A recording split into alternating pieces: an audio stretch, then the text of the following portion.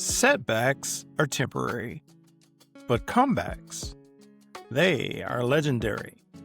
Welcome back to the PSI Effect, where we pause, shift, and ignite purpose that speaks louder than your past. This is Neug, and together with Franky, we're your hosts in this space, and your comeback starts now. What's going on, everybody? How's everybody doing? I'm Neug, here with Franky. Hey. We're your hosts of the PSI Effect.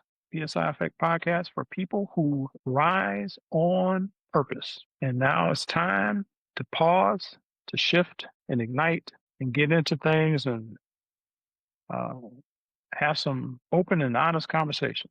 Before we dive deep into it, Franky, how's things going? How you been? I am hanging in there, just like everybody, nowadays, lots of things garnering for my attention. But I tell you what's got my attention mostly here today is that I don't know what happened to spring, but it feels like here in North Carolina, we just jumped straight to summer with North Carolina humidity. I thought I was just going to go outside and walk the dog for a little bit and then, come back in. It's like, man, I feel like I need a shower because it was just, oof, that humidity is a beast out here right now. I hear you. I felt like that yesterday. I had been out all morning and I got home and I was wet. Like, man, like what happened? And I think yesterday it was like 87, 88 or something, and the humidity was up. So I feel you on that. Hopefully the dog kept up, didn't pass out on you. But yeah, she was fine. I mean, she leads the way anyway, so I'm just following behind her in this case. I was just happy that she didn't try to stay out there that long. Good deal. All right, well, we're going to get into it. This episode is titled, What's Holding You Back? And, when I think about this, I mean, we could probably have several episodes on what's holding you back because there's just so many aspects of what that looks like. Of course, it's different for everybody, but there's so many aspects of what can hold you back. And when I think about my own history, what it really comes down to, or for me, what it really came down to is me, right? The only thing holding me back is me. But just getting to that point of recognition that that's the issue is, I think where the problem lies for a lot of us. What do you think? Yeah, I mean, I think you're absolutely right. But when we get down to the core of it, that's what we're talking about, in the pause where we talked about that self-reflection, during that time, really taking an honest inventory of what's going on. How did we contribute? I mean, are we always ultimately the cause of our setback? Not always, but in some way, shape, or form, we're always empowered to move forward. And we have to own certain things in that process. And sometimes that can be a little bit scary. When we think about, the things that hold us back, the visual I get is, back in the day, these magicians, they'd have themselves in a straight jacket upside down in a tank of water, and they're, having to figure out a way to escape, for their big magic trick. And in some ways, I know I felt like that in the past where like, man, I'm chained, my hands are cuffed. I feel like there are systemic things that may also be getting in my way, but ultimately I have tools in my toolbox and a support system around me, which I think is also important to try to help me navigate that and move past some of those things that are holding me back, or better yet, let go of some of those things that are holding me back. Because sometimes we're just holding on to stuff that's extra weight. You ever been in that situation? Absolutely. I mean, and sometimes you just don't see when to let that stuff go, right? Because it's doing you absolutely no good, but you're holding on to it like like an anchor on a boat. You just got to figure out when to let it go because it's doing you absolutely no good. And I find that the other part of it is fear, right? Fear of the unknown. Your own limiting beliefs of things. And, I just want to ask the audience, a question that kind of goes along with what we were just talking about. And when I say fear, my question is like, what fear has had the loudest voice in your life lately, and how has it been directing your decisions? Right? Because fear can be very uh, uh, powerful. When you're thinking about direction, right? And trying to work through that. And the other thing I want to say right quick to our audience is that you and I don't have all the answers, right? So we're speaking Absolutely. of our own life experiences. It's not like we have doctorate degrees in therapy or anything like that. We're just talking about our own personal experiences, and so fear is something that I think we all experience. And uh, I think what it boils down to is like, how do we manage that fear? How do we channel that fear, right? Mhm. And I think that a lot of us really have no idea, and I think that we sometimes don't even recognize how fearful we are about things that we probably don't really need to have fear about. We just Sure. it's just a manner of thinking that we have at the moment when we're going through things. Um, and we haven't begun that pause, right? And we just let the fear take over. And now we're just being managed by the fear rather managing the fear. I like that analogy of being managed by the fear because, when we think about, our response to fear, we always talk about the fight or flight instincts that we have as people, and it's hard to short circuit that cycle of response. If something's going on and we're genuinely afraid, it's hard to short circuit that fight or flight response. And when we're caught up in that response, is it like you said exactly that the fear is managing us? The fear is dictating what we're going to do, is dictating how we're going to view a situation, and in times it could be absolutely crippling. So, for me, the times that I've encountered that, and let me say too that there is absolutely nothing wrong with being afraid. You know, I don't think it's fair for us to try to say, "Oh, you shouldn't be afraid. There should be no fear." That's just wrong because we're all going to be fearful at some point in time.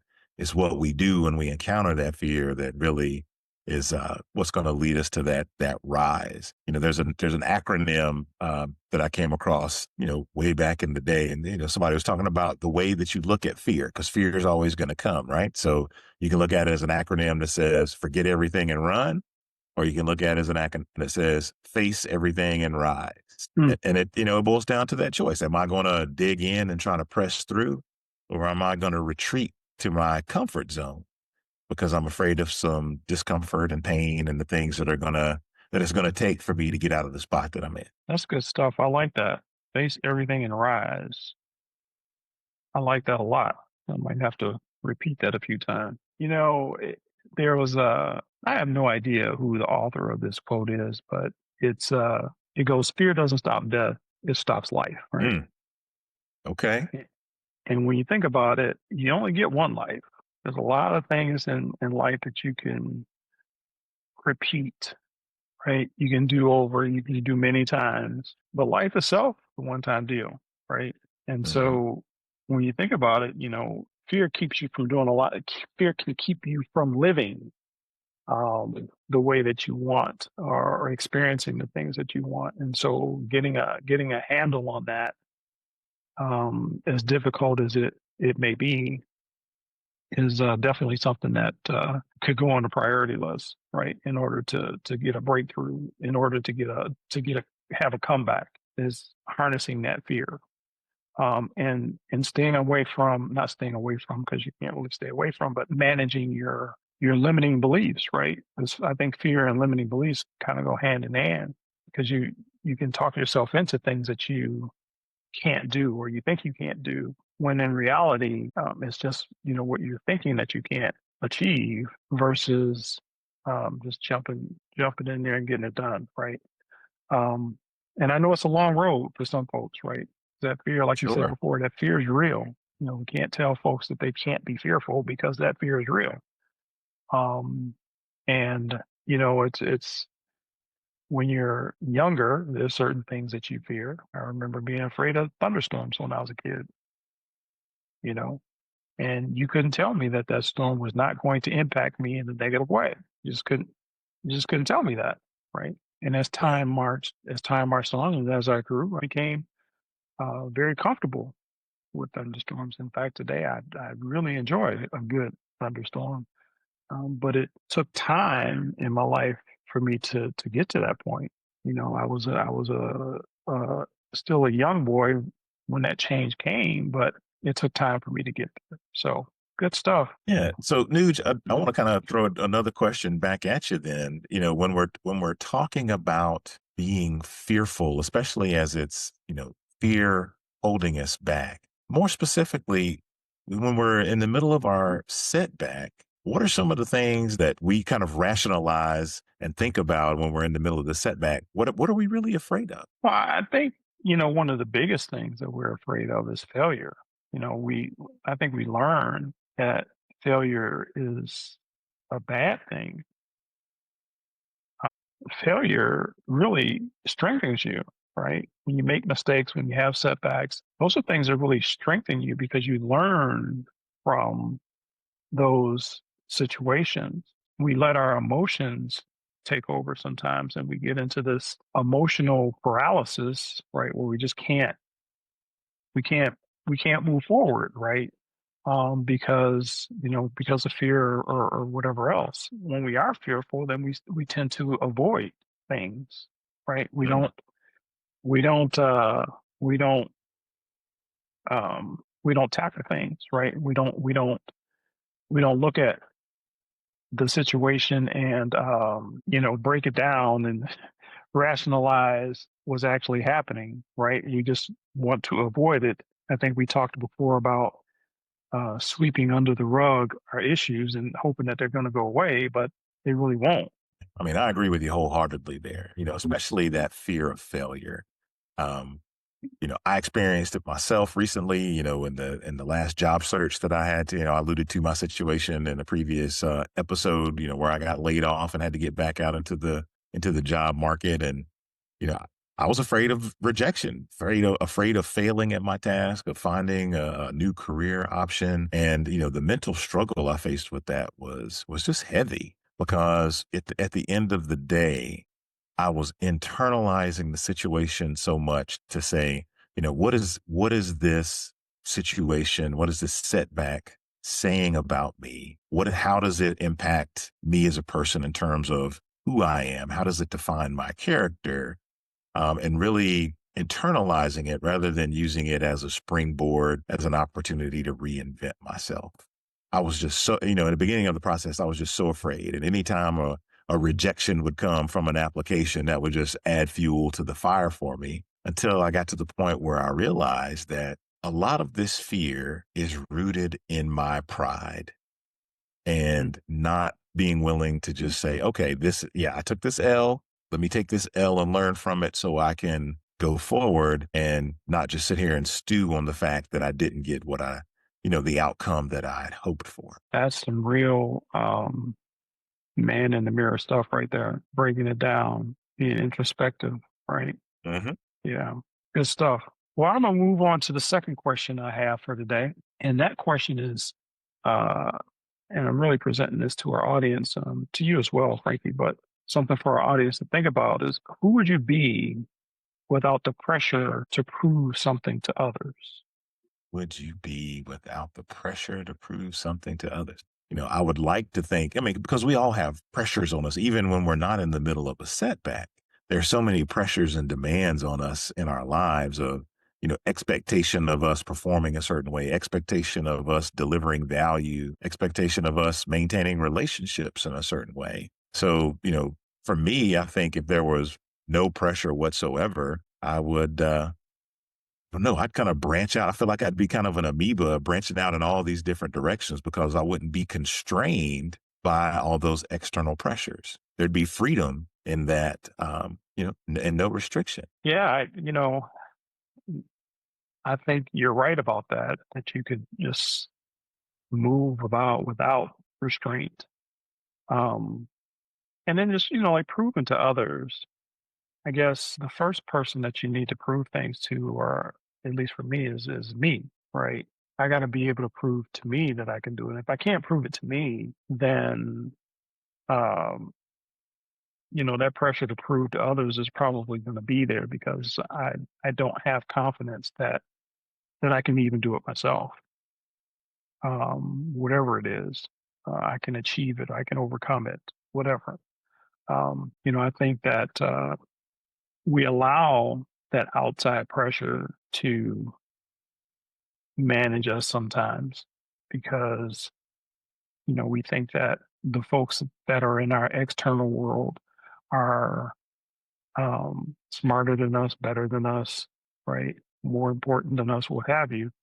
Right. And I think some of that pressure we just put on ourselves, albeit unnecessarily. But you're living life. You don't know what you don't know.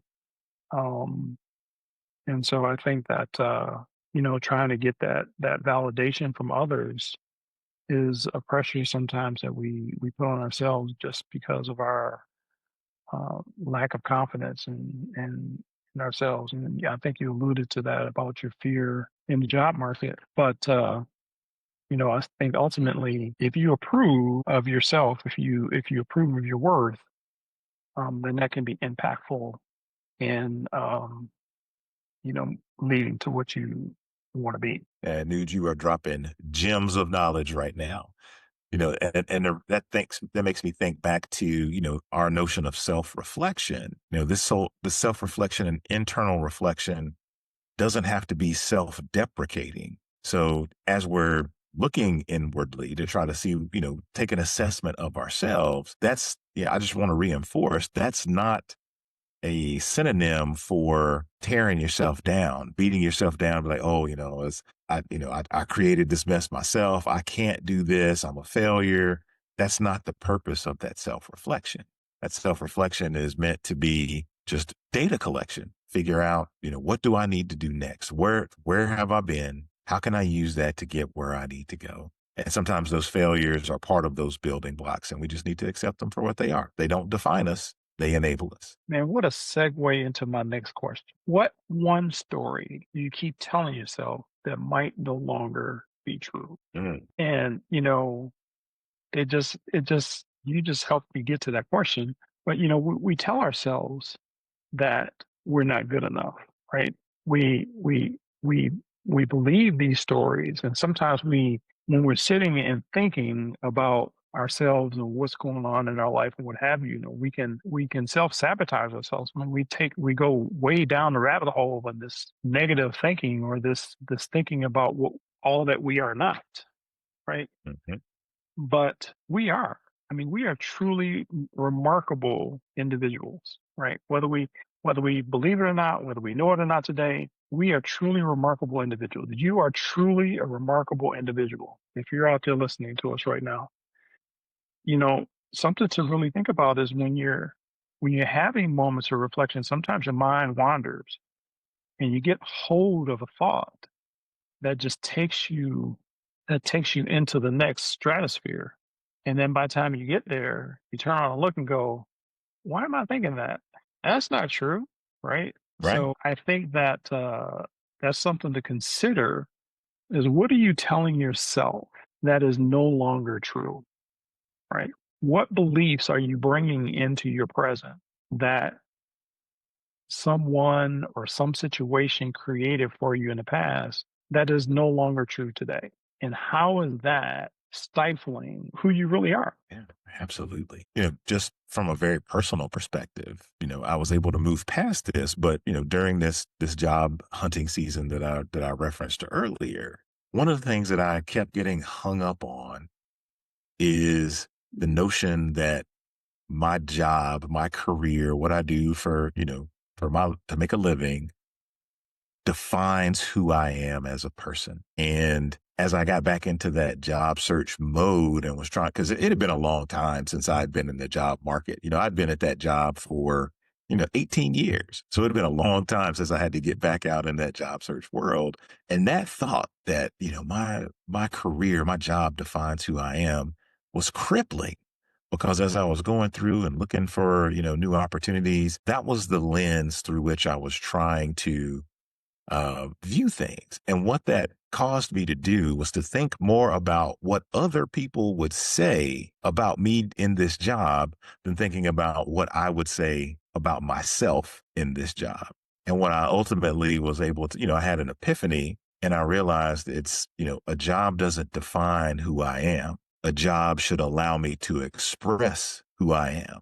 And when I had that shift, it opened up a whole new perspective for me during that job search. And it was like I dropped those weights that were holding me back.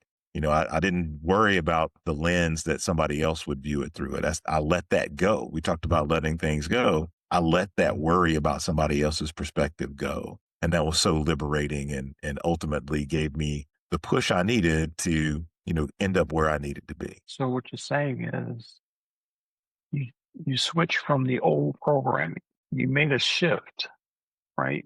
You got a new app, right? There we go. you know, you got a new app.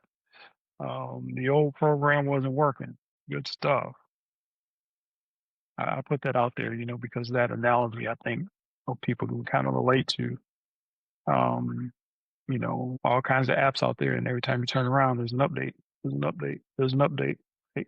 Right. You got to constantly evolve from that old programming, that old way of thinking. Good stuff. So So, before we jump away from that news, I just wanted to kind of bring back that thought you brought up a little bit ago about our emotions and our mindset kind of trapping us a little bit. And I equate that to this notion of, I think it's related to this notion of the comfort zone. We talked about what people might be afraid of, what we're afraid of as we're going through. Being uncomfortable is something that, I fear. It's something that has caused me fearfulness in my life.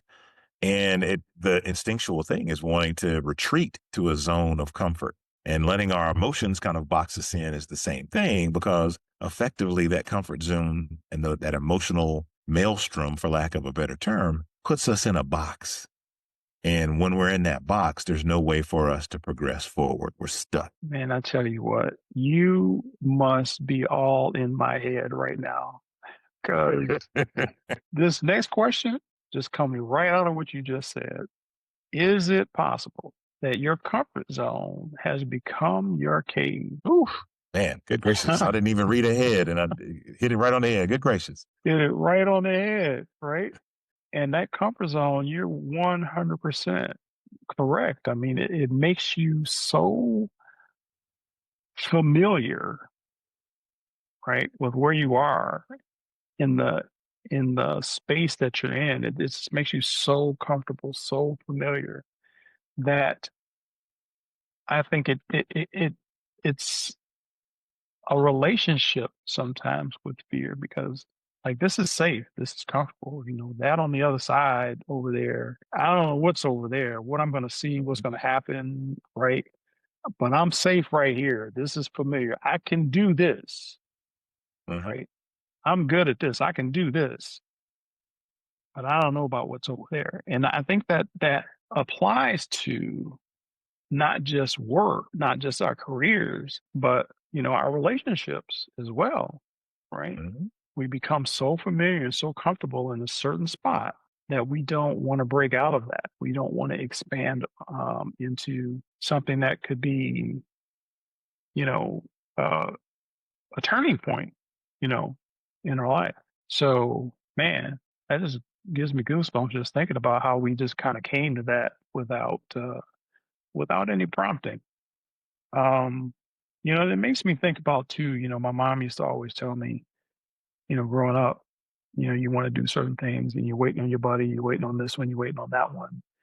And, my mom always says, she said, son, if you wait for other people to do what you want to do, you may never do anything. Okay. Right. So that instilled in me to do things like I used to go to the movies by myself. People like, you want to the movies by yourself? I want to see the movie. Nobody else wants to go. Nobody else is around. I'm go see the movie. I go see the movie. You know, But just breaking out of that, and it's not easy. It is not easy, man. Because I tell you what, I used to wait on my buddies all the time, and something would always come up, right? Something would always come up. Mom or dad want them to do, this, that, or the other, or something would happen, right? And as mom would say, it wouldn't happen. I wouldn't do what I wanted to do. And so you got to find a place to step out of that comfort zone because that comfort zone can trap you. It can trap you.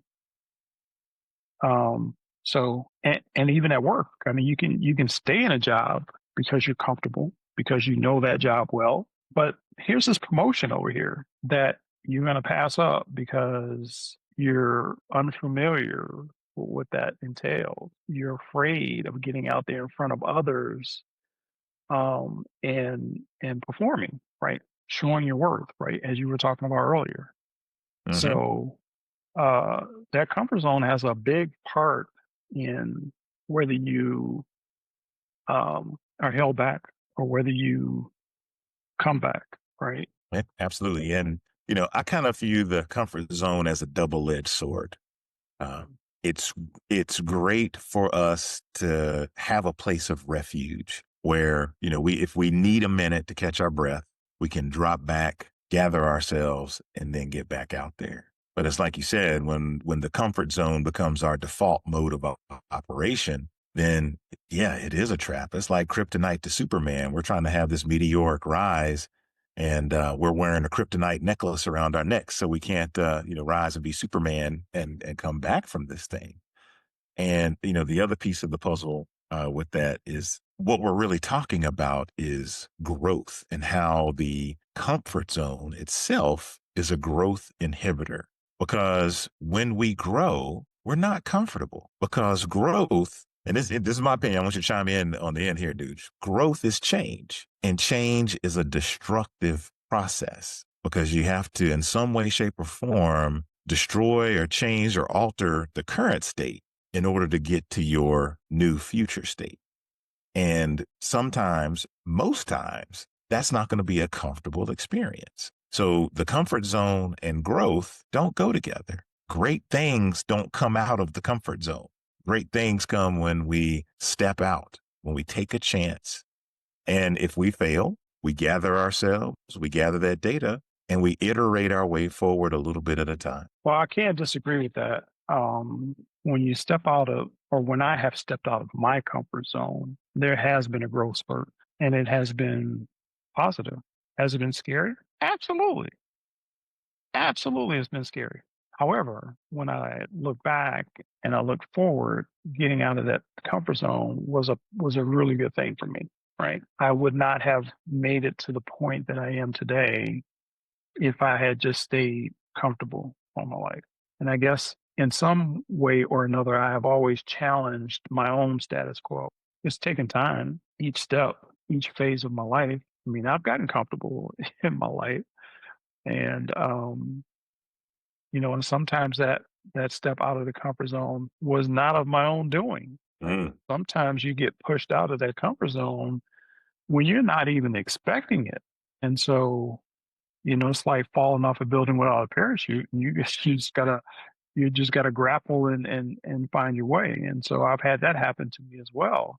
Even with some of the promotions that I had in my career. I mean, I would have people come to me and say, I think you're ready for this role. And I was like, well, I don't think so.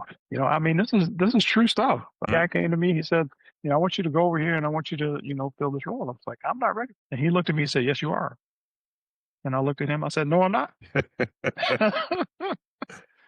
And so, we went back and forth for about a week or so, and ultimately, I took the role and I was successful in the role. But when he came to me, I was like, no, man, I'm good right where I'm at. But it turned out well, and it was a springboard into other things, right? Other professional relationships and other knowledge. It turned out to be a very good thing. But if you don't take that leap, you may never know. And is it always positive if you take that leap? Not necessarily. But even if it's not, it doesn't mean that you won't grow out of it. there's something that you can Right. get out of it Mhm. if you take the time to reflect, right? There's something you can get out of it. You're going to grow from it. One way or another, you're going to grow. So, yeah, good stuff. Yeah, I mean, just to kind of put a bow on it, one of my favorite T-shirts that I wear is one that my wife and sons got for me for Father's Day one year, and it's a quote from Nelson Mandela, Mm, and it says, "I never lose. I win or I learn." yeah, And that's what we're talking about here. I love it. Trying to learn, trying to let go of that doubt that's holding us back. And sometimes it's not going to happen all at once. We got to try to break it down into smaller pieces and navigate our way forward. Absolutely. Well, we're about to our time, but I do have one more thing that I want to present to the audience. I want to give the audience a challenge today. We've been talking about what's holding you back, and we've had some good dialogue about some of the things that we believe can be holding you back.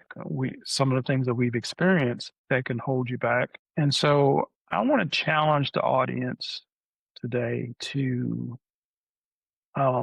journal, to write down the story you're telling yourself about what's holding you back, and then ask yourself, is it true? Mm. Right.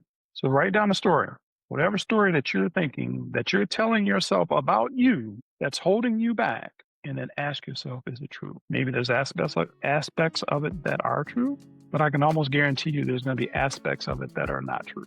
Just making stuff up. You're down that rabbit hole. You're having those thoughts, those self-defeating thoughts, right? So write it down. Write your thoughts down about what you're thinking about yourself and what's holding you back, and see what's true and see what's not. So that's going to be it for now.